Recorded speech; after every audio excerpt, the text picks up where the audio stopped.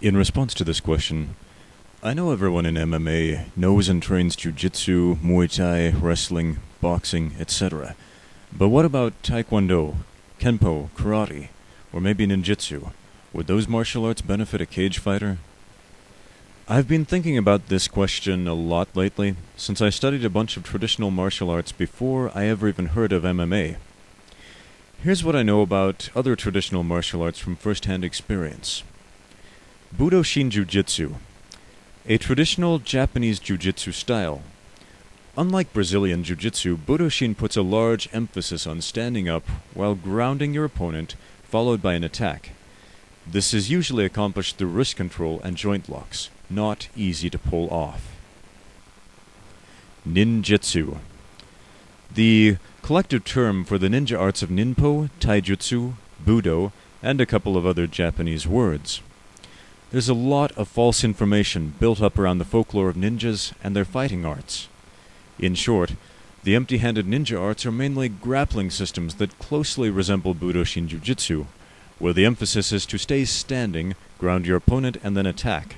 Also, as in Budo Shin, there is a major emphasis on wrist control. The major aesthetic difference is that Ninjutsu will incorporate several acrobatic moves in order to reverse position and take the opponent's back.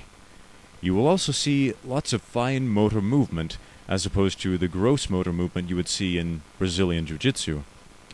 While striking is incorporated into Ninjutsu, it is only of secondary importance, probably since ninjas traditionally use weapons.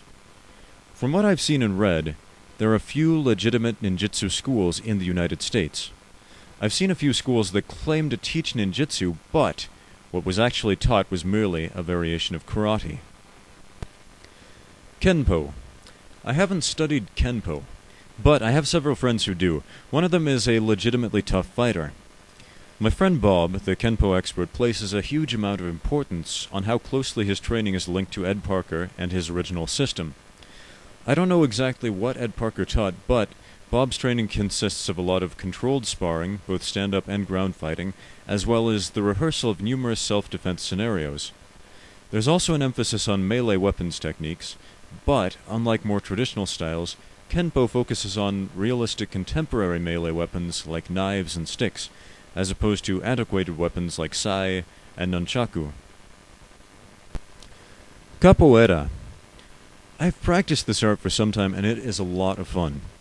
Probably the most applicable stuff to mixed martial arts would be the level of athleticism, flexibility, and cardio endurance you need to be a good capoeirista.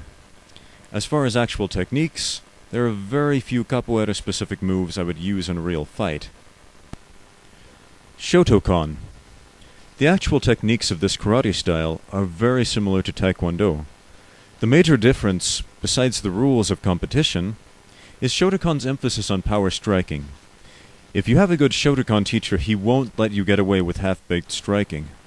The whole mindset of Shotokan, which has both its strength and its weakness, is to put everything you have into every strike.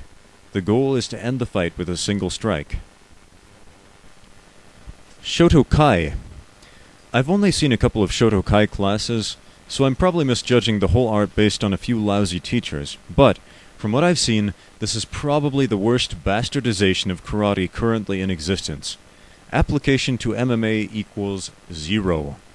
If I've offended anyone, sorry. You can fight me later, but if you've trained at the Shotokai schools I've seen, I promise you will not win. Kioku Shin. Aesthetically, this karate style looks identical to Shotokan. The major difference I've seen is a stronger emphasis on competition under international karate rules.